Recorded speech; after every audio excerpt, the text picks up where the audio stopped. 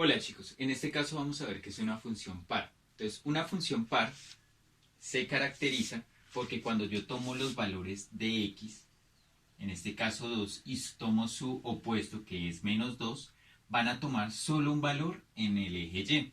¿Qué quiere decir? En este caso, por ejemplo, vale -2 y este punto corresponde con el punto número 3. Este punto que vale 2 positivo, el contrario, también corresponde con el número 3. ¿Cuál es la diferencia de esta gráfica con una gráfica de una función constante? Y es que cualquier valor que yo tome de x, siempre que corresponde con uno solo de la función, pero en este caso solamente van a ser sus opuestos. Entonces, ¿cómo se hace la prueba?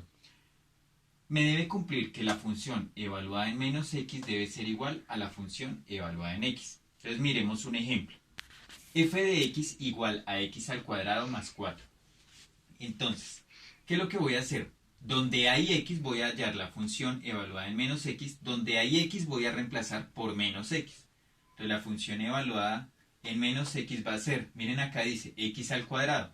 Entonces x al cuadrado lo reemplazo por -x, miren acá -x, donde hay x coloco -x al cuadrado más 4. Luego resuelvo lo que pueda resolver. Entonces en este caso -x al cuadrado es igual a -x por -x, menos por menos, más, y x por x, x al cuadrado. Entonces finalmente reemplazo. Entonces este término de acá se me convirtió en x al cuadrado. Entonces miren, la función evaluada en -x es igual a x al cuadrado más 4. Entonces, ¿qué quiere decir? Que si este resultado que yo tengo acá al final es igual, tiene que ser exactamente igual a la primera función, ¿qué quiere decir? Que f de x es igual a f de -x. Si esto se cumple, yo digo que es una función par. Listo chicos, vamos a verificar qué es una función impar. Entonces, una función impar es aquella donde yo voy a seguir evaluando los puntos -x y x, pero en -x, cuando yo tomo el valor de la representación en el eje y, cuando evalúo en x voy a tomar el mismo valor, pero en sentido ¿qué? Positivo. Entonces, ¿qué quiere decir? Que es como si yo tuviera una imagen de esta. Entonces, si se dan cuenta que si nosotros volteamos esta parte de la gráfica, es la misma que tuviera en este cuadrante. Si la volteáramos quedaría acá y si la volteamos queda acá. Es la misma, es como un espejo, pero en la parte, en el cuadrante negativo y en el cuadrante positivo. Entonces miremos cómo hacemos una gráfica, una prueba de una función impar. Entonces tengo la función f de x igual a x a la 3 menos 5x. Entonces voy a hacer primero la gráfica a ver si esto de pronto es una función par. Entonces, ¿qué hago? Vuelvo a evaluar f de menos x.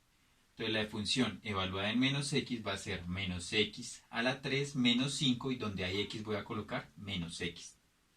Soluciono lo que puedo solucionar. Entonces, menos x al cubo, miren acá, sería menos x por menos x por menos x. Menos por menos, más y más por menos, menos x por x, x al cuadrado por x, x a la 3. Entonces, este lado menos x al cubo ya sé que me da menos x a la 3. Entonces voy a reemplazar en mi función original. Entonces, f de menos x es igual a menos x a la 3 menos por menos más 5 por x, 5x. Ya tengo la función evaluada en menos x. Reviso, ¿se parece a esta? Si se dan cuenta tiene los signos cambiados, o sea que ya mínimo sé que no es par por la gráfica del video anterior.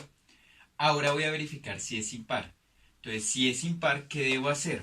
A esta función original le antepongo un menos. Entonces voy a hacer menos f de x.